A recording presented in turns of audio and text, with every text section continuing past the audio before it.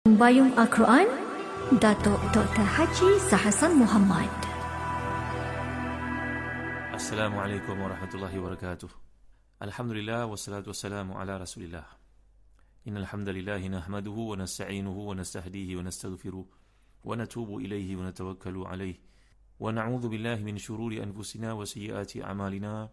May yahdihillahu fala mudilla lahu wa may yudlil fala hadiya lahu. Allahumma salli wa sallim wa barik ala Muhammad wa ala ali Muhammad kama sallaita wa sallamta wa barakta ala Ibrahim wa ala ali Ibrahim fil alamin innaka Hamidum Majid. Amma ba'd. Muslimin yang dirahmati dan dikasihi sekalian, kita kembali membaca ayat 41 hingga 44 dari surah Yasin. Bagi tuan-tuan dan puan yang memiliki tafsir Ibn Katsir, tolong buka jilid yang ke-8 muka surat 29. A'udzu billahi minasyaitonir rajim. وآية لهم أنا حملنا ذريتهم في الفلك المشحون وخلقنا لهم من مثله ما يركبون وإن نشأ نغرقهم فلا صريخ لهم ولا هم ينقذون إلا رحمة منا ومتاعا إلى حين. صدق الله العظيم. Dan satu tanda kebesaran Allah SWT bagi mereka adalah kami angkut keturunan mereka dalam bahtera yang penuh muatan. Dan kami ciptakan untuk mereka yang akan mereka pandu seperti bahtera itu. Dan jika kami mengkehendaki, nescaya kami tenggelamkan mereka, maka tiadalah bagi mereka penolong dan tidak pula mereka diselamatkan. Tetapi kami selamatkan mereka kerana rahmat yang besar dari kami dan untuk memberikan kesenangan hidup sampai pada satu ketika. Jadi muslim-muslimat yang hati dan dikasihi, Allah membawakan kepada kita satu nikmat. Dan antara nikmat yang dikemukakan ini adalah nikmat betapa manusia diselamatkan sejak zaman Nabi Nuh AS dan diberi ilham kepada mereka untuk membuat bagai-bagai perkara yang akan beri manfaat untuk mereka dalam kehidupan kat dunia ini. Dengan bahteranya kapal yang besar besi boleh terapung di lautan, dan sebelum ini nikmat cakrawala yang Allah jadikan, dengan bulan, matahari, bumi yang berpusing, siang malam yang datang, pokok-pokok yang ditumbuhkan. Ini semua merupakan nikmat-nikmat yang Allah kemukakan kepada kita, kepada manusia sejagat supaya mereka sedar. Dan wa khalaqna lahum min mithlihi ma yarkabun. Dan kami ciptakan sama seperti apa yang telah dianugerahkan kepada Nabi Nuh itu, satu yang mereka dapat menaikinya. Kata Al-Imam Ibn Atiyah dalam tafsirnya Al-Muharrar Al-Wajiz, ini adalah untuk menunjukkan kepada nikmat yang Allah berikan itu, huwa imma huwa sufun awil ibil. Wa hadha yujibu fi ahadi ta'wilaini takhlitan. Ini satu bentuk takhlid yang merujuk kepada nikmat menaiki kapal dan juga unta yang digunakan di daratan pada masa itu.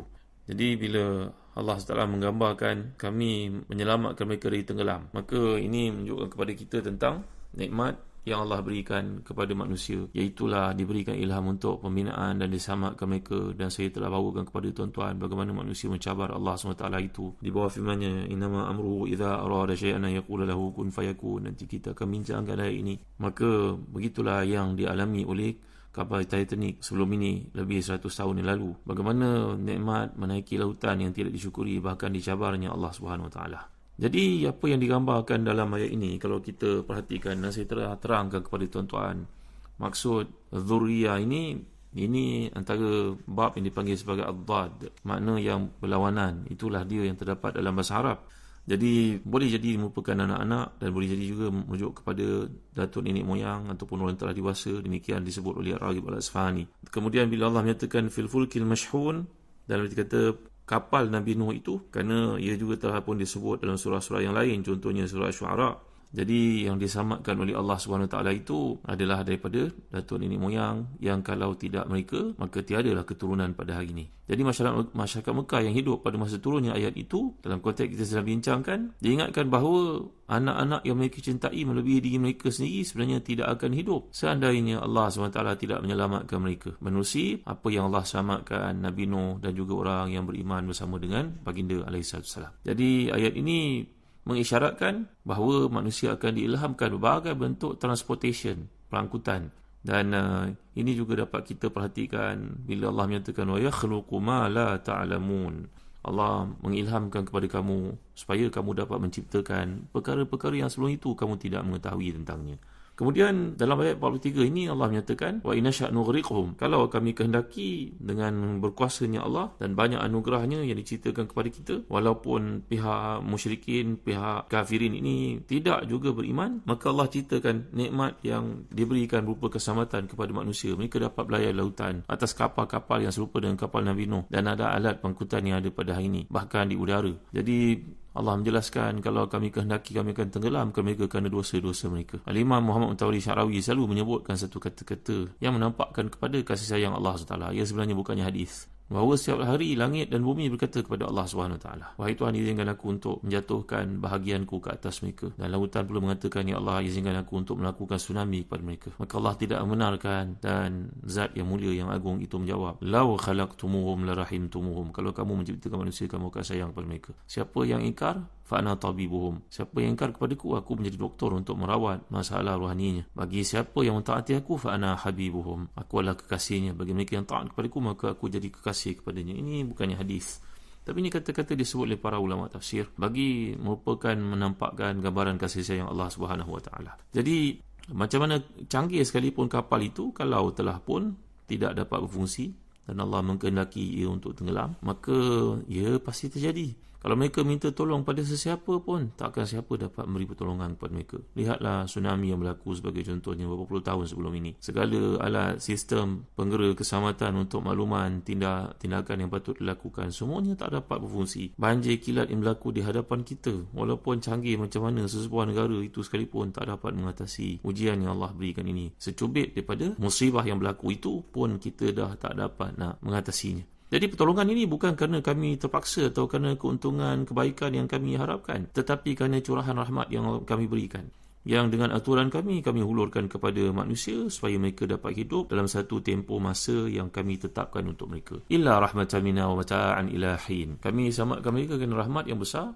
Mereka kafir sekalipun, kami tetap selamatkan mereka dengan hikmah yang kamu semua tidak mengetahui tentangnya. Walaupun mereka melakukan kemungkaran di atas berbagai bentuk pengangkutan darat atau lautan itu, minuman yang mereka minum, makanan yang mereka nikmati, dan gaya hidup bercampur laki perempuan, semua itu kami larang tapi mereka lakukan. Namun kami selamatkan mereka dengan satu tujuan. Kata Imam Tahir Ibn Ashur dan tafsirnya Tahrir Tanwir, bahawa umata'an ilahin di sini maksudnya illa rahmatan hiya tamti' ila ajalin ma'lum fa inna kulla hayyin sa'irun ila al-maut fa idza naja min mautihi istaqbalathu mautatun ukhra walakin Allah awda'a fi fitrati al-insan ubba ziyadati al-hayati ma'a ilmihi bi annahu la mahila lahu anil maut. Maksud ke sini, tapi kami selamatkan mereka kerana rahmat besar daripada kami untuk memberikan kesenangan sampai satu waktu yang telah ditentukan. Walaupun berlaku kejadian macam-macam, umpamanya ribut, taufan, badai besar membantai bot besar atau kapal yang laut-lautan, mereka pun selamat, gembira mereka bukan kepalang, walaupun mereka tidak beriman kepada kami akhirnya. Kami selamatkan mereka, ya. Banyak kes yang berada di udara, kapal terbang itu, contohnya mendarat dalam lautan, mendarat dalam sungai, mendarat di atas pokok-pokok. Selamat semua penumpangnya, ya. Tapi mereka kena ingat, selamat itu untuk satu tempoh yang kami tetapkan. Kerana selepas itu tetap juga berlaku kematian. Senang nak cakap seperti yang berlaku dalam setengah kes. Kapal terbang yang patut dinaiki itu, dia tak dapat naik, adalah halangannya. Tiba-tiba kapal itu pun hilang. Kapal itu jatuh, musibah berlaku pada semua penumpangnya. Semuanya mengalami kematian. Maka si fulan ni rasa, Allah syukurnya, hujur aku tak naik kapal tu. Adakah dia selamat, tuan-tuan? Dia selamat terus daripada kematian? Jawapannya tak. Nanti akan berlaku waktu dia mati juga. Mungkin di atas kapal pada waktu yang lain, mungkin di daratan, mungkin dalam kemalangan yang raya, mungkin kerana sakit jantung dan sebagainya. Maka ia menampakkan kepada kita, ini maksud wa mata'an ila hin. Kami selamatkan mereka kerana sikap manusia ni, kata Tahir Ibn Ashur, ulama yang terkemuka di utara Afrika ini, dalam tafsir Tahrir Tanwir. Bacalah para ustazah. Kitab ini sangat penting untuk kita memahami tafsir, kerana beliau selalu mengajak kita untuk berfikir di luar kotak. Nanti kita akan belajar banyak lagi tentang metod berfikir Imam Tahir Ibn Ashur yang ternyata memang betul-betul di luar kotak, tuan-tuan, dimuliakan Allah sekalian. Beliau berkata kat sini, memang sikap manusia, tabiat manusia, dia rasa gembira bila ada satu benda yang menyebelahi dirinya. Umpamanya dalam kes kematian ni tadi, bot tu selamat daripada karam, dia pun lepas, lega dia, tapi dia akan mati juga. Maka bonus yang diberikan oleh Allah kepadanya bentuk umur, ziyadah fil umur, dalam konteks ini menyebabkan dia gembira. Itu sifat manusia. Kalau kita beli barang, kita minta diskaun, dia bagi diskaun walaupun RM1, oh gembira bukan kepalang, la ilaha illallah Muhammadur Rasulullah. Itu sifat manusia. Kalau kita seperti ditulis oleh Muhammad Qutb dalam bukunya bertajuk Psikologi Kemanusiaan Manusia di Sudut Quran dan juga Hadis, Syekh Muhammad Qutb ini merupakan adik kepada Syekh Qutb. Kalau kita umpamanya menaiki kenderaan dan kita mendapati ada kawasan kosong untuk park kereta, maka kita memberi parking kepada seorang yang lain yang kita tak kenal pun, dia pun angkat tangan, satu hari kita akan gembira kerana kebaikan yang kita lakukan kepada seseorang. Tuan-tuan, puan-puan, muslimin, muslimat yang dirahmati dan dikasihi sekalian, hari ini kita bangga cerita masyarakat di timur, di barat yang mengamalkan adab-adab Islam. Seorang lelaki datang kerja awal, parking jauh daripada pejabat. Tujuannya apa? Untuk beri kemudahan kepada orang datang lambat supaya dapat park dekat dengan pejabat dan boleh log in, boleh pancing awal. Perempuan yang hamil contohnya, niatnya itu di negara-negara yang kita belajar, di Jepun ke, di Eropah ke, di mana tempat dan dunia ke, kita baca, kita support, kita balik belajar negara tersebut, kita menceritakan kebaikan yang ada daripada mereka. Bila kita nak buat, tuan-tuan? Lakukanlah sekarang. Kita di mall ke, di pejabat ke, dalam keadaan kita datang parking, lihat ada orang lain, bagi pada mereka. Ini dalam konteks rahmat yang Allah beri kepada manusia dalam lanjutan setengah keadaan kematian ditangguhkan, yang pada kita nampak penangguhan tapi sebenarnya ketetapan Allah itu telah ada. Ini maknanya rahmah. Itu sebab kita melihat berulang kali perkataan rahmat dan juga rahman dalam surah Yasin ini. Benar kata Al-Imam Tahir Ibn Ashur dalam tafsirnya Tahrir Tanwir, ini rahmat yang Allah tamti', mana Allah berikan satu muta'ah, satu kegembiraan untuk manusia ni kepada satu waktu, walaupun dia mati juga akhirnya. Kerana Allah menjadikan dalam fitrah kemanusiaannya suka satu benda yang bersifat bonus, kelebihan. Walaupun dia tahu kematian itu taklah berelakkan, tetap juga akan berlaku dalam suasana yang akan datang, dalam satu waktu yang ditentukan. Macam contoh-contoh yang telah diberikan. Baik, ini adalah ayat 41 hingga 44. Alhamdulillah dapat kita fahami. Kita masuk kepada ayat berikutnya.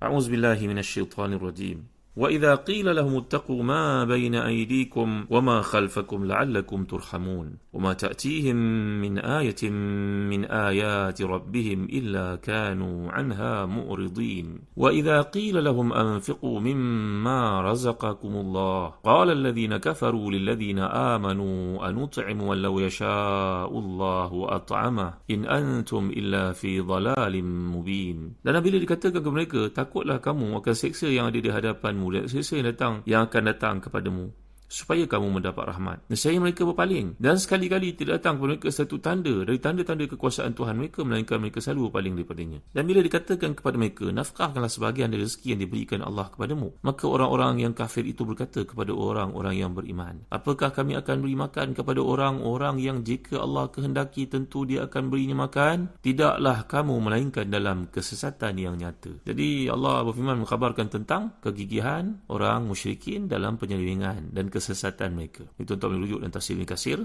pada jilid ke-8 muka 32 ya. Mereka serta tidak merasa banyaknya dosa-dosa mereka yang lalu dan akan datang di hadapan mereka pada hari kiamat nanti. Ini yang dimaksudkan dengan ittaqu ma baina aydikum wa khalfakum. Kamu kena menyelamatkan diri kamu, jadilah orang beriman supaya Allah menghapuskan dosa-dosa kamu yang lalu dan juga yang akan datang. Ini maksudnya. Seperti datang sahabat yang masuk Islam, seorang Nasrani jumpa dengan Nabi SAW dan berkata kepada Rasulullah, wahai Rasulullah, saya ni daripada keturunan yang baik-baik. Ini seorang bernama Adi bin Hatim, bapanya Hatim Al-Ta'i. Hatim Al-Ta'i ini menjadi satu tamsilan, bidalan dalam kebaikan, sampai dikatakan satu tamsilan akram min Hatim, lebih pemurah daripada Hatim. Kenapa begitu ya? Dan apakah soal Hatim kepada Nabi SAW? Wahai Rasulullah, saya punya kebaikan dalam sebelum Islam, macam mana ceritanya? Saya masuk Islam, kami sebelum Islam banyak buat kebaikan Rasulullah. Nanti saya akan jelaskan dalam kuliah akan datang. Wallahu a'lam. Wa sallallahu ala sayyidina Muhammad wa ala alihi wa sahbihi wasallam walhamdulillahi rabbil alamin wa barakallahu fikum. Wassalamu alaikum warahmatullahi wabarakatuh.